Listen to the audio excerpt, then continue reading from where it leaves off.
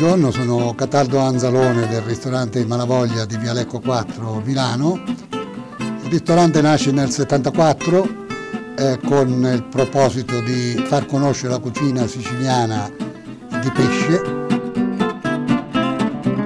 Partiamo con una girandola di mare, il nostro antipasto di pesce, il quale si compone di 6 piccoli assaggini di cose diverse, 3 marinate solitamente, 3 cotte, di cui uno caldo col quale partiamo, per poi passare a una pasta con le sarde, classico piatto palermitano. Facciamo una costata di tonno ai ferri, al nostro modo la chiamiamo, cotta pochissimo.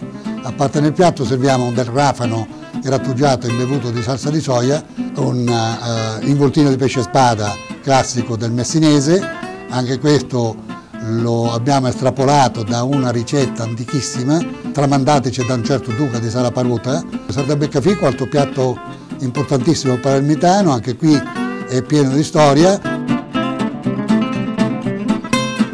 Tutti i dolci sono fatti da noi, dai cannoli alla cassata, alla piccola pasticceria, ai gelati, gelato di pistacchio di Bronte per esempio, i sorbetti, dal limone al latte di mandorla, alle frutte di bosco, a quelle di mandarino.